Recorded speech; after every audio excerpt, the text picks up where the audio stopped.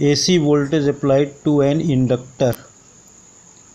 This is a diagram of inductor, and this is an inductor. We know that if we wound a copper wire to make a solenoid, then this solenoid behaves as an inductor. In this diagram, an inductor L is connected to a cell. There is a resistance R also in this circuit. So as we connect this inductor to a cell, then a voltage V appears across this inductor L. Suppose value of voltage is V, but current in this inductor takes some time to come its maximum value because of inductive effect. We know that inductor opposes the growth of current in a circuit, and it also opposes the decay of current. So this current takes some time to gain its maximum value because of induced current. When circuit is open, when we break this circuit, then also current takes some time to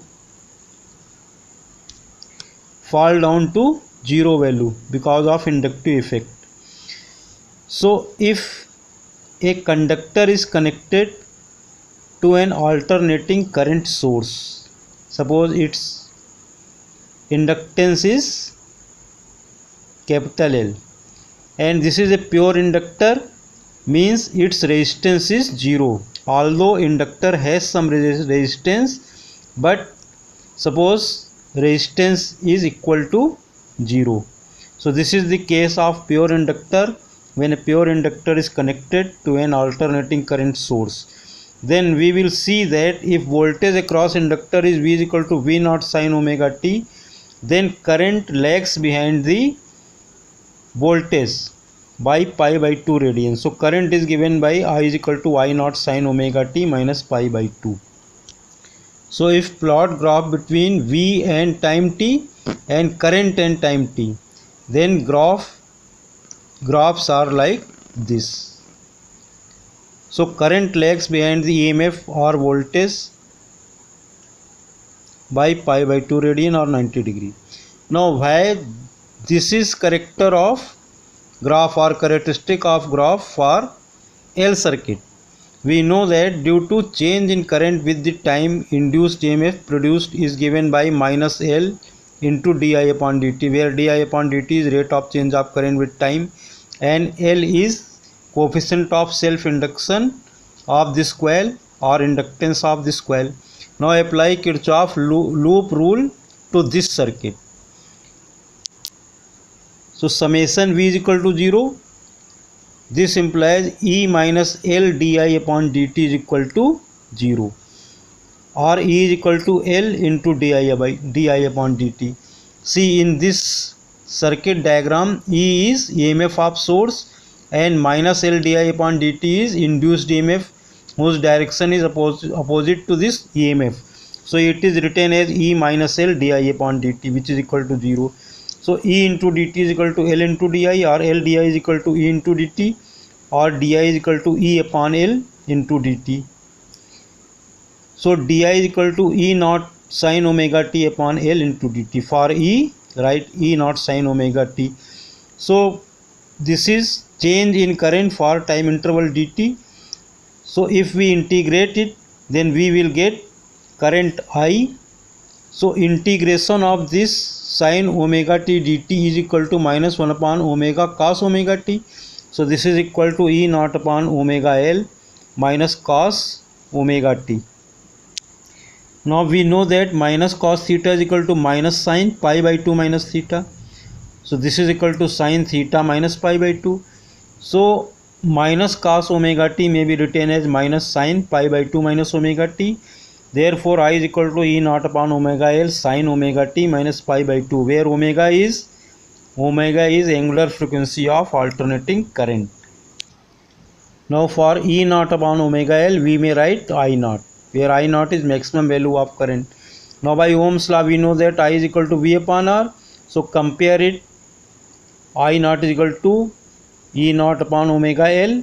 So compare it, this R with this omega L. So this omega L is equal to XL. Its unit is ohm and it is known as inductive reactance. The only difference between R and omega L is that R produces heat when current flows through it, and due to inductive effect, when current flows through the solenoid, magnetic field is produced. So this inductor also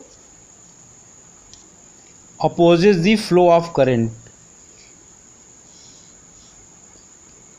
So XL is written as omega into L, where omega is angular frequency of alternating current passing through the inductor and L is coefficient of self inductance. Now we may draw the phasor diagram with the help of this graph.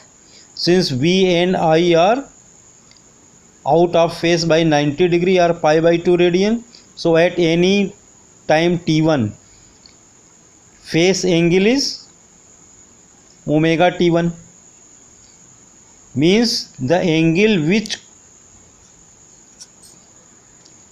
the coil makes with the direction of magnetic field when coil is rotating inside the magnetic field to produce alternating voltage or current. So this is that angle.